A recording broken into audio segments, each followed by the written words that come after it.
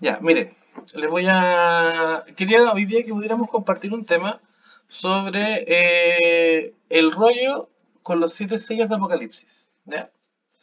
Bueno, la idea de este sermón es poder aprender un poquitito de esta profecía o de esta visión en realidad para ver qué descubrimos de este rollo tan misterioso que tiene el libro de Apocalipsis. Bien.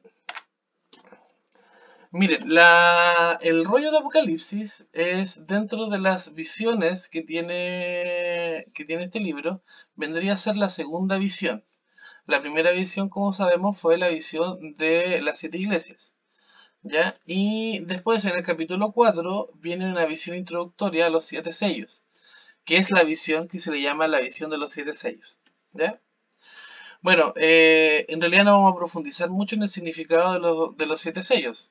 Pero en esta visión encontramos los cuatro jinetes del Apocalipsis, ¿cierto? Encontramos las almas debajo del altar en el quinto sello. En el sexto sello encontramos el gran terremoto y las señales de los astros. Y en el séptimo y último sello es el silencio por casi media hora. Ese es el segundo ciclo del Apocalipsis. El primer ciclo del Apocalipsis son las siete iglesias y este segundo ciclo es de los siete sellos. Pero eh, cuando se habla de los siete sellos es súper importante partir por la visión de los siete sellos, ¿ya? Que es la visión donde aparece este rollo misterioso, el rollo con los siete sellos. Miren, en la visión que ve Juan, para introducir al tema del rollo con los siete sellos, se ve el trono de Dios. Más o menos esta fue la imagen que creo que se pueda asimilar a lo que Juan vio. Juan vio un trono, ¿cierto? El trono de Dios, con Dios sentado en él, con un rollo sellado o un librito, la Biblia lo traduce como librito, pero en realidad era un rollo, porque antes los libros eran rollos. Y alrededor del trono estaban sentados 24 ancianos, ya con coronas de oro, y sentados en sillas, dice, o tronos. Algunas traducciones dicen tronos y otras dicen sillas. Ya habían cuatro seres vivientes y también estaba el candelabro con siete brazos. Ya, el mismo que encontrábamos en el santuario, está presente en esta escena. ¿Ya? Y por último, lo que aparece al final es el cordero como casi inmolado, eh, completa la escena. Entonces, ¿cómo es esta visión? Antes de empezar a dividirla. Dice que se abre una puerta en el cielo y se puede ver a Dios sentado en su trono, con el candelabro está presente, los cuatro seres vivientes y 24 ancianos. Esa es la visión que se ve. Luego de eso, lo que hace Juan es que aparece un ángel por el cielo proclamando a gran voz: ¿quién es digno de abrir este misterioso rollo con los siete sellos y poder abrir sus sellos? Y resulta que en el cielo no se encontró a nadie digno. Ya, y en la tierra tampoco se encontró a nadie digno, hasta que aparece el cordero como inmolado, y él se acerca al Padre y toma el rollo y empieza a abrir sus sellos.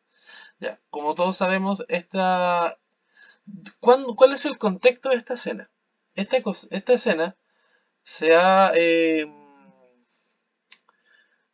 ¿cuál es la fecha de esta escena? Esta escena se cree que ocurrió en el día de Pentecostés, cuando en el cielo se está derramando el Espíritu Santo.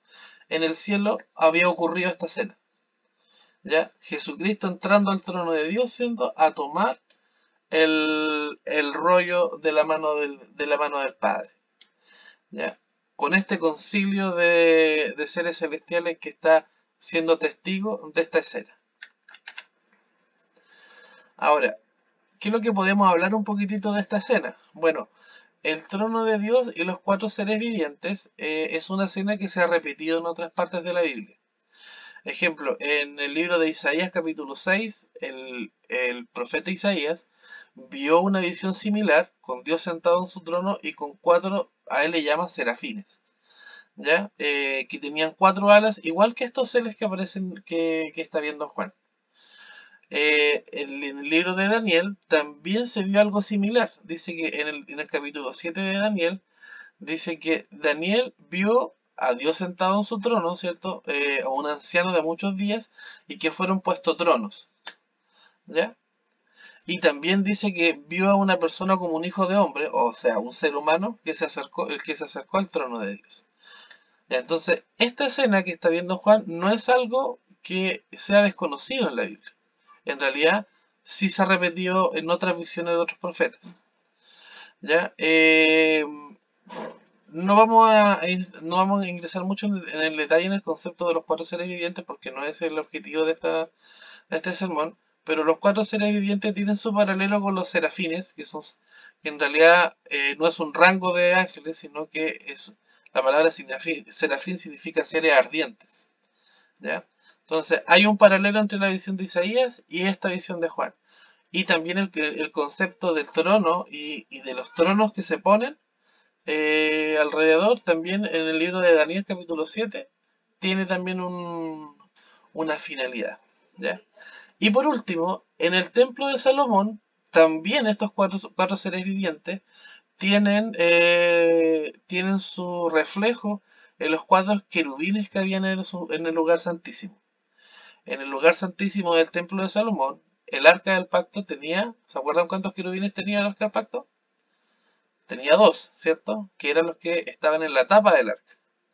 Pero Salomón hizo dos ángeles de casi 4 metros, ya en tamaño completamente de oro, que convirtieron, que terminó habiendo cuatro querubines en el lugar santísimo. Entonces, esta escena, con lo que nos indica también en el templo de Salomón, nos da a entender que estamos en el templo. ¿Ya? En el templo celestial, no en el templo terrenal. Estamos en el templo celestial y específicamente esto dice que hay una puerta abierta. Así que yo creo que esto es un lugar santo. No estoy seguro si es el lugar santo. Yo creo que este es el lugar santísimo. ¿Ya? Yo creo que esta es la inauguración del santuario celestial, que también ocurre en Pentecostés. ¿Ya? Entonces se abre todo primero. Por eso que se mezcla el candelabro con los serafines, con estos seres celestiales, ¿cierto? Y el trono de Dios. Ahora, estos otros 24 ancianos también tienen su reflejo en el templo de Salomón.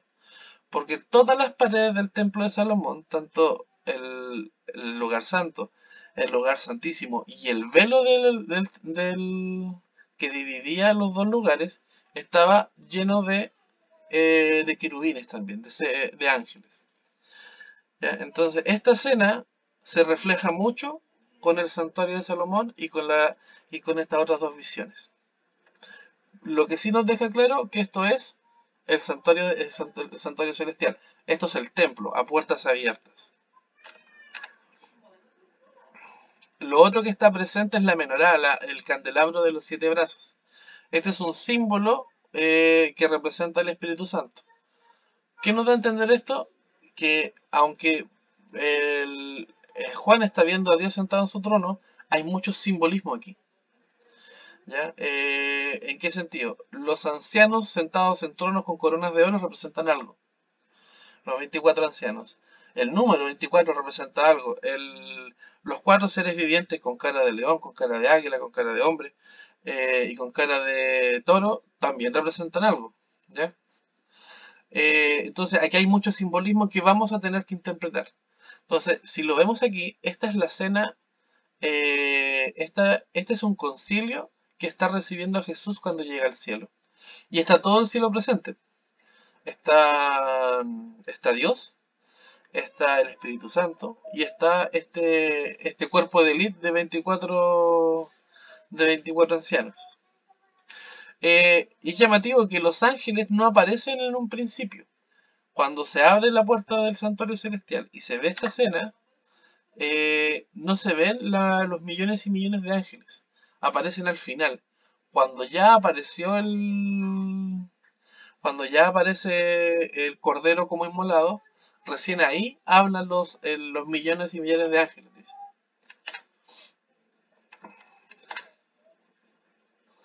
Ahora, hablemos un poquitito de los 24 ancianos. Vamos a partir por acá. Ya hablamos un poquito de...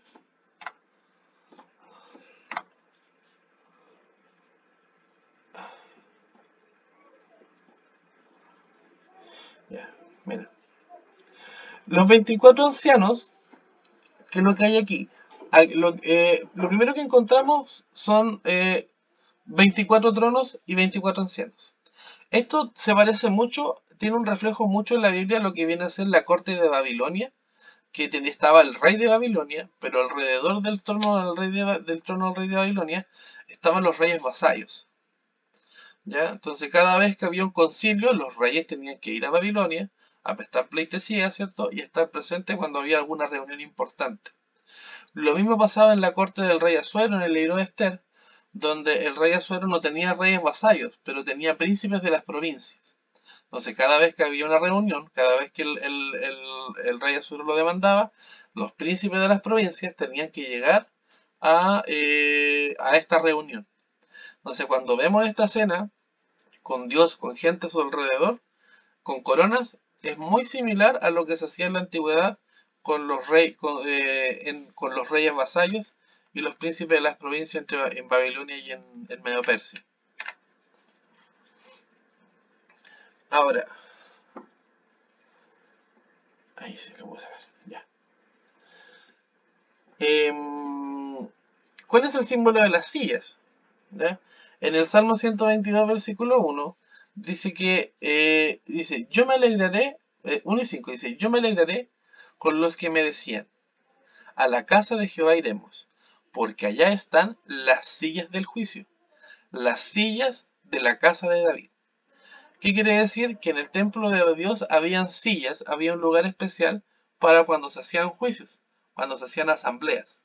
¿Ya? Entonces el concepto de silla o el concepto de trono tiene que ver con un concepto de juicio o un concepto de asamblea.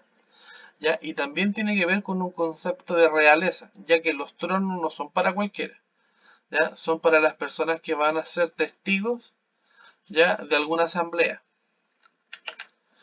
Esta posición de sillas puestas en una asamblea se hace su eco con el Sanedrín. ¿Ya? En el Sanedrín de los hebreos se reunían los líderes. Cuando tenían que tocar temas importantes, se reunían los líderes. ¿Ya? Y ellos se sentaban en sillas. Ya se sentaban en estas sillas para poder discernir o hablar sobre algún tema en específico. ¿Ya? Y esto lo encontré súper interesante. Dice que estos ancianos están vestidos con vestiduras blancas. Miren, la iglesia generalmente tiene dos posturas con relación a los 24 ancianos. ¿Ya? La primera postura, que son seres redimidos, que son seres humanos que Jesús se llevó al cielo resucitados. Esa es una postura. Y la otra postura es que son seres celestiales. ¿Ya? Como no hay ¿cómo se llama? Como no está claro el tema, como la Biblia no nos da más detalles en relación a una respuesta definitiva al tema, siempre en la iglesia hay esas dos posturas. ¿Ya? Entonces yo más o menos les voy a enseñar las dos y les voy a explicar por qué creo yo que es más posible que la otra. ¿Ya? Aunque no es algo cerrado porque no es un tema que esté completamente definido. ¿Ya? Porque en realidad la Biblia nos entrega más detalles. Lo primero dice que los ancianos tienen vestiduras blancas. Por eso se cree en una parte, que pueden ser seres humanos. ¿Ya? Que están vestidos con vestiduras blancas. Pero yo creo que no pueden ser seres humanos porque están en el templo. Y en el templo el único representante humano es Jesucristo, nadie más. ¿Ya? Pero aún así está esta postura. Pero cuando nosotros buscamos vestiduras blancas en la Biblia, encontramos estos 5 conceptos. ¿Quiénes usan vestiduras blancas en la Biblia? el sumo sacerdote y los levitas. También dice que hubo un caso cuando David danzó, que él también usó ropas blancas. En un tercer caso, las almas debajo del altar del quinto sello, dice que ellos están pidiendo justicia y dice que Dios les dieron a vestir vestiduras blancas. ¿Ya? El otro grupo de personas que usa vestiduras blancas son los 144.000. Dicen que ellos blanquearán sus ropas en la gran tribulación en la sangre del cordero. ¿Ya? Y el otro grupo que usa vestidura blanca son los ángeles. Son ángeles que usan ropas blancas. Eso lo vemos en varias partes de la Biblia donde aparecieron ángeles. Dicen, y vi un varón de vestiduras blancas, que era un ángel. O derechamente dice, apareció un ángel con vestiduras blancas. ¿Ya? Entonces, esos son los que literalmente en la Biblia dice vestiduras blancas o vestidos blancos. ¿Ya? El concepto que se usa para decir que nosotros somos revestidos de vestiduras blancas, en realidad no está correcto. Porque dice que nosotros somos cubiertos con la gracia de Dios, ¿cierto? O somos revestidos de Cristo. Pero no se dice explícitamente de que los creyentes en Cristo tienen vestiduras blancas. Solamente en estos 5 casos es literal. ¿Ya? Entonces, nuestros 24 ancianos están en este grupo, no están en otro grupo. O son los 144.000, o son los mártires que murieron en los 1260 años de persecución, o es David, ¿ya? O son sumos sacerdotes de algún tipo, ¿ya? O son ángeles. No hay otra posibilidad, porque a nadie más se le nombra, se le dice que usaban vestiduras blancas. Ahora, los 24 ancianos también dice que son ancianos. Cuando yo busqué esta palabra hebrea, la palabra hebrea para ancianos es la palabra saquén, que es para personas de edad avanzada, ya para gente muy vieja o para los líderes, para los dirigentes del pueblo. A esas personas se les llamaba ancianos. En el griego se le llama presbíteros, ya que eran las personas, los líderes de la iglesia. Ya, pero no era solamente para los líderes de la iglesia, sino para la gente más anciana. También se usaba la palabra presbítero. Y para los miembros del Sanedrín. ¿Ya? O sea, este grupito de 24 ancianos no era cualquiera. Son personas que tienen mucha edad, ¿ya? Y que tienen un puesto de liderazgo dentro de la corte celestial.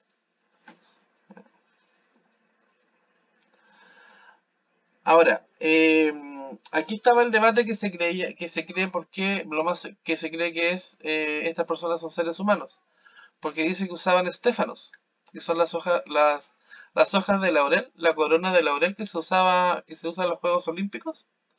Ya. Por esa razón se cree que estos ancianos pueden ser seres humanos. Pero esa interpretación no está completa, porque en realidad la corona de oro dice que no dice que es un estéfano de laureles, dice que es un estéfanos de oro. Ya la palabra que usa ahí en el griego es estéfanos gruseos, que significa corona de realeza. ¿Ya? ¿Y quién es el que usaba la corona de realeza? El emperador romano. El emperador romano usaba un estéfanos, pero no usaba cualquier estéfanos, usaba un estéfano de oro.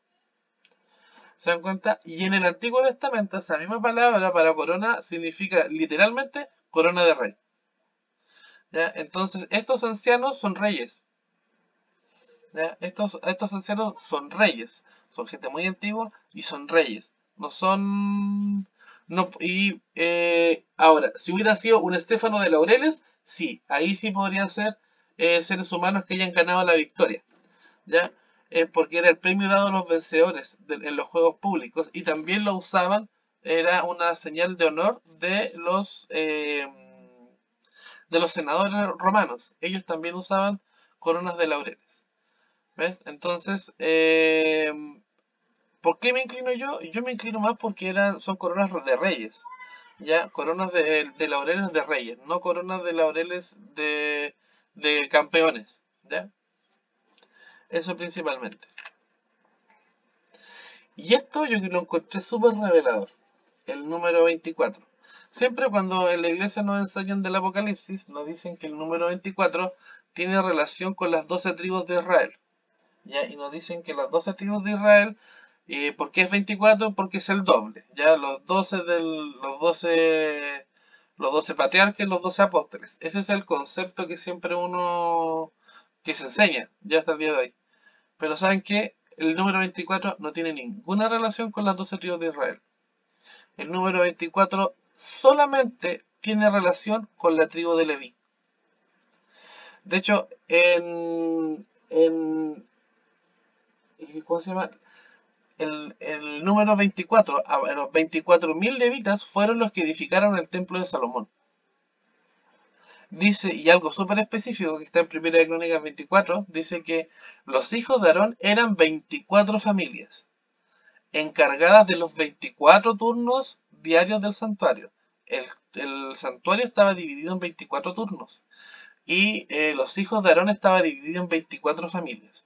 Entonces, el número 24 está solamente relacionado con la familia de Aarón, con la familia de los levitas y específicamente con la familia del sumo sacerdote. De hecho, me gustaría leer esto, dice, en Primera de Crónicas 24, del 1 al 5, dice, también los hijos de Aarón fueron distribuidos en grupos. Los hijos de Aarón, Nadab, Abiú, Eleazar e Itamar. Mas Nadab y Abiú murieron antes que su padre, y no tuvieron hijos. Eleazar e Itamar tuvieron el sacerdocio. Y David les repartió, siendo Sadoc de los hijos de Eleazar y Ahimelech de los hijos de Itamar, por sus turnos en sus ministerios. Y los hijos de Eleazar fueron hallados,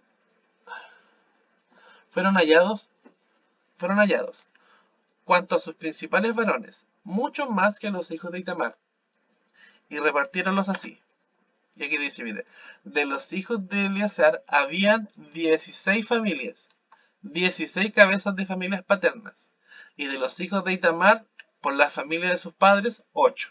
¿Cuántos 16 más 8? 24. O sea, ¿cuántas familias de sumo sacerdote habían? 24. De la familia de Aarón, 24. Repartieronlo pues por suerte los unos con los otros, porque los hijos de Eleazar y de los hijos de Itamar hubo príncipes del santuario y príncipes de la casa de Dios. Entonces, aquí nos da otra pista de quiénes son estas personas. Estas personas no son cualquiera, ¿ya? Son príncipes, ¿ya? Son príncipes de la corte celestial, príncipes de la casa de Dios, ¿ya? Y por último, dice que estos príncipes o estos reyes celestiales tienen arpas y copas de incienso. Si estos fueran seres humanos, el catolicismo tendría cierto y tenemos seres humanos que pueden interceder por nosotros. Pero si no es así, en realidad la interpretación debe ser otra. O son seres humanos o son ángeles. Miren, la versión NBI hace una traducción más correcta de esta parte del texto. Y dice en Apocalipsis 5 del 9 al 10. Y cantaban un nuevo canto, hablando de los 24 ancianos, diciendo, digno eres de tomar el libro y abrir sus sellos, porque fuiste muerto, y con tu sangre compraste para Dios gente, de toda raza, lengua, pueblo y nación, y de ellos hiciste un reino de sacerdotes, para servir a nuestro Dios y reinar sobre la tierra. La traducción Reina Valera dice nosotros, porque nos compraste, ¿ya? Pero la NBI, la versión Jerusalén y nuevas traducciones que se han tomado en realidad han podido corregir el texto y no dice no dice nosotros, y no incluye a los ancianos, sino que dice que compró personas. De hecho hay una versión que dice compraste hombres, dice. Y de ellos, no de nosotros, hiciste un reino de sacerdotes. Se excluye.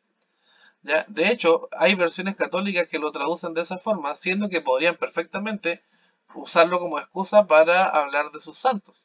Pero no, ellos lo traducen como debería traducirse, que es de ellos hiciste un reino de sacerdotes. O sea, de los seres humanos que Jesucristo redimió.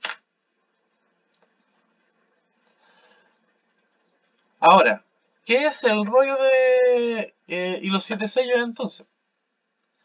Dice que en realidad este rollo es es el certificado de redención. Cuando Jesucristo nos redimió, esto necesitaba hacerse en forma legal, así derechamente. Y este rollo es el certificado que Jesucristo es nuestro dueño, es el que nos ha rescatado. ¿Ven? De hecho, cuando Él los toma, dice, todos los ancianos dan un testimonio. En Apocalipsis 5 del 11 al 12. Dice, y miré y oí la voz de muchos ángeles, miren, perdón. Ahora no solamente los ancianos, sino muchos ángeles alrededor del trono, y de los animales, y de los ancianos, y de la multitud de ellos, eran millones de millones. Recién aquí aparecen los millones y millones, que decían en alta voz, el cordero que fue inmolado es digno de tomar el poder y riquezas, y sabiduría, y fortaleza, honra, gloria y alabanza. 7 características para 7 sellos. ¿Se dan cuenta? Ahora, ¿qué significa esto entonces? El rollo de los 7 sellos representa el certificado de la redención de la humanidad. Jesucristo legalmente se le está entregando el derecho del ser humano. Es el derecho de propiedad de la tierra. Es el rescate de la herencia perdida de Adán. Es la carta de desalojo en contra de Satanás. Es el derecho al trono del reino de la tierra. Es el certificado de matrimonio entre Cristo y la Nueva Jerusalén. Eso representa este rollo. ¿Ya? Es como el certificado de título. Es como la escritura de una casa. Eso viene a representar este sello. ¿Ven? Y en esta asamblea se le está entregando en forma oficial. Esto es como cuando nosotros ingresamos de la universidad, ¿cierto? Cuando nosotros egresamos y hacemos todos nuestros ramos, ¿cierto? Terminamos nuestra memoria, nuestra tesis, todo lo que hay que terminar. ¿Cuándo nos entregan el diploma? No nos entregan el diploma inmediatamente cuando terminamos el último ramo, ¿cierto? Hay una fecha con una ceremonia.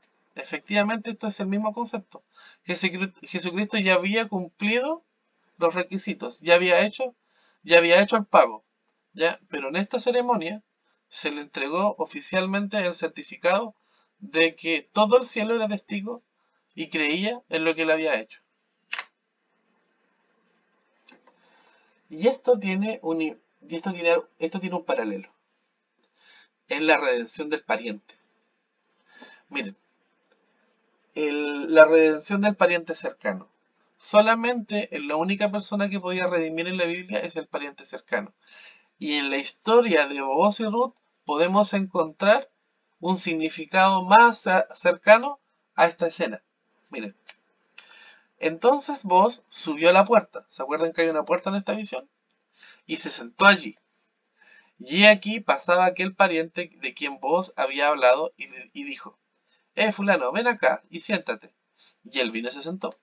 Entonces él tomó, mire, a 10 varones de los ancianos de la ciudad. ¿Se dan cuenta? Aquí no tomó a cualquiera. ¿A quién tomó por testigo? A 10 ancianos de la ciudad. ¿Ya? Y dijo, sentaos aquí, y ellos se sentaron. Luego dijo el pariente, Noemí, que ha vuelto del campo de Moab, vende una parte de las tierras que tuvo nuestro hermano Elimelech. Y yo decidí hacértela saber y decirte que la compres en presencia de los que están aquí sentados y de los ancianos de mi pueblo. ¿Ves? Si tú quieres redimir, redime. Si no quieres redimir, declárame para que yo lo sepa, porque no hay otro que redima sino tú, y yo después de ti. Y él respondió, yo redimiré. ¿Se dan cuenta? Aquí hay un concepto nuevamente de una asamblea. Aquí se va a discernir legalmente una redención. Entonces replicó Booz, el mismo día que compres las tierras de mano de Noemí, debes tomar también a Ruth la Moabita, mujer del difunto, para que restaures el nombre del muerto sobre su posesión. ¿Quién es el muerto en la visión en la visión de Apocalipsis? ¿A quién se le tiene que restaurar su posesión? ¿Quién la perdió? Adán. Adán lo perdió. ¿Y quién es el pariente cercano? Jesucristo, el segundo Adán. Él puede redimir. ¿Se dan cuenta? Es el único que podía redimir la herencia perdida y el nombre de Adán, que perdió su herencia. Y respondió el pariente, no puedo redimir para mí, no seas que dañe mi heredad.